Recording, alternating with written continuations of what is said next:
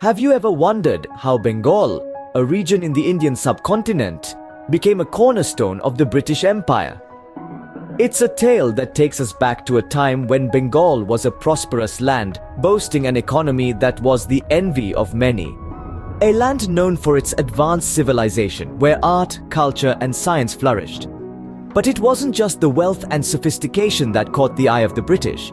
The geographical significance of Bengal, with its strategic location and fertile plains, made it a coveted gem. Bengal was often referred to as the jewel in the crown.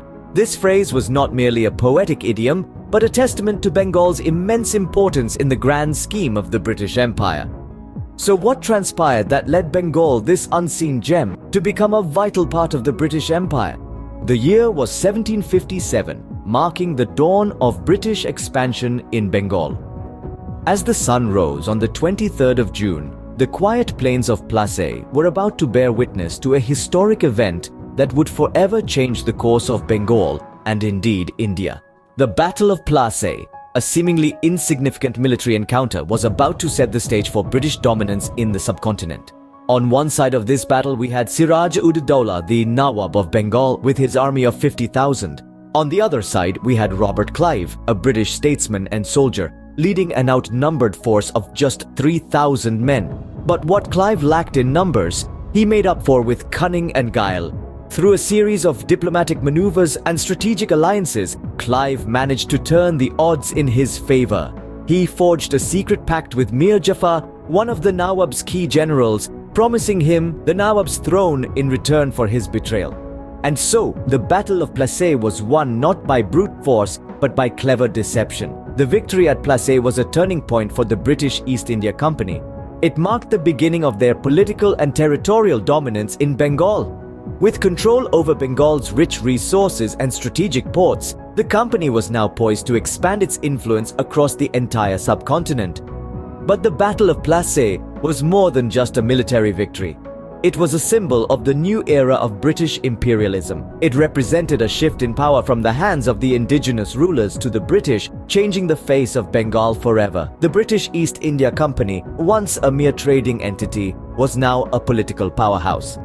The victory at Plassey paved the way for them to establish a solid foothold in Bengal and subsequently in all of India. This was just the beginning of Bengal's transformation under British rule. Bengal didn't just become a British colony, it became the epicenter of British administration in India. In the late 18th century, the British began to solidify their rule in Bengal. They started by shifting the capital from the bustling city of Murshidabad to Calcutta. This move was a strategic one. Calcutta, positioned on the banks of the Hooghly River, was an ideal location for the British. It offered easy access to the sea, which facilitated trade and communication with the rest of the British Empire. The relocation of the capital was more than just a geographical shift. It represented a shift in power dynamics as well. The British were no longer foreign traders in Bengal. They were now the rulers. This shift was marked by the establishment of British institutions in Calcutta. One such institution was the Calcutta Supreme Court, established in the year 1774. This court was a symbol of British justice and order. It was also a tool for the British to enforce their laws and regulations on the people of Bengal. Another significant establishment was the Calcutta Medical College, founded in the year 1835. This institution was the first of its kind in Asia. It served as a testament to the British commitment to modern education and healthcare. The British also introduced English education in Bengal. They established schools and colleges where students were taught in English. This move was a strategic one. It aimed at creating a class of Indians who were Indian in blood and color, but English in taste, in opinions, in morals, and in intellect. The introduction of English education greatly influenced the Bengali society. It created a new class of educated Bengalis who played a significant role in the Indian independence movement. Bengal was no longer just a region. It was now the administrative hub of the British Empire in India. Bengal's economy, once thriving, underwent a drastic transformation under British rule. This change was not incidental, but the result of calculated economic policies imposed by the British. The region's self-sufficient agricultural system was replaced with a cash crop cultivation model, the consequences of which were far-reaching and devastating. Before the British arrival, Bengal was a prosperous region with a multifaceted economy. It was a hub of agriculture, textiles, shipbuilding, and various other industries. However, the British, driven by their economic ambitions, began restructuring Bengal's economy to serve their own interests. One of the most significant changes was the shift from self-sufficient agriculture to cash crop cultivation.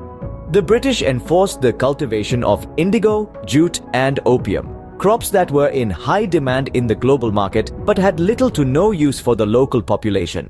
This shift not only disrupted the local food supply, leading to numerous famines, but also made Bengal's economy heavily reliant on the volatile international market. Furthermore, the British introduced land revenue systems like the Permanent Settlement of 1793, which led to the emergence of a new class of landlords known as zamindars. These zamindars, often disconnected from the agrarian realities, focused more on revenue extraction than agricultural development, intensifying the plight of the peasantry. Simultaneously, British industrialization had a crippling effect on Bengal's economy. The influx of cheap, mass-produced goods from Britain led to the decline of local industries. The once flourishing textile industry of Bengal, known for its fine muslin and silk, was one of the hardest hit. The deindustrialization left countless weavers and artisans jobless, pushing them into agriculture and further exacerbating the rural distress. In essence, the British rule transformed Bengal from a prosperous, self-sufficient region into an economic appendage of the British Empire. The policies of the British not only disrupted Bengal's traditional economic structure, but also imposed a new economic order that served the interests of the colonizers at the expense of the local population. The economic landscape of Bengal, once prosperous, was now altered forever. Bengal's encounter with the British didn't just change its economy, it sparked a cultural revolution. This revolution, often referred to as the Bengal Renaissance, was a period of cultural, social, intellectual, and artistic resurgence in Bengal during the 19th and early 20th centuries. As the British established their presence, Bengal became a melting pot of Western and Eastern philosophies. The Bengali intelligentsia, inspired by Western liberal thinking, began to question traditional customs and social norms, leading to significant social reform movements. Another fascinating aspect of this cultural revolution was the emergence of modern Indian literature.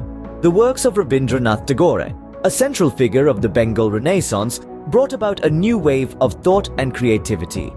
His writings, though deeply rooted in Indian culture, were influenced by Western ideas, thus creating a unique blend of East and West. Tagore's literature not only reshaped Bengali literature and music, but also had significant impact on Indian literature as a whole. The influence of British culture on Bengal wasn't just limited to social reform and literature. It expanded to architecture, education, and even cuisine. The British introduced Western-style education, leading to an increase in literacy and the creation of a new educated class. Architecturally, the British introduced Victorian and Edwardian styles, which blended with traditional Indian architecture to create a unique Indo-Saracenic style. And who could forget the culinary fusion that the British brought? From the introduction of baking to the creation of new dishes like mulligatawny soup, the British influence on Bengal's culinary landscape was profound.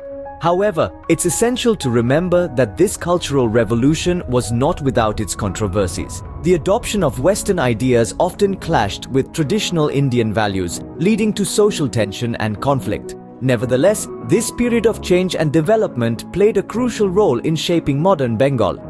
For better or worse, Bengal had been indelibly marked by the British influence. With its rich history, Bengal continues to be a testament to the fusion of cultures and a symbol of resilience and adaptation. So, Bengal, the unseen gem, became the jewel in the crown of the British Empire. A narrative that we've traced from the pivotal Battle of Plassey, which marked the dawn of British expansion, to the momentous shift of the capital from Murshidabad to Calcutta. This shift not only signified a political change, but also ushered in an era of economic transformation. Bengal's rich resources were harnessed, its industries flourished, and it became the administrative hub of the empire. Yet, it wasn't just about the economics or the politics. The period also saw a cultural revolution. Bengal led the way in embracing and incorporating Western ideas. fostering a renaissance that left an indelible mark on the social and cultural fabric of the region. And so, we come to the end of our journey. Bengal's journey under British rule is a testament to its resilience and its enduring legacy in shaping modern India.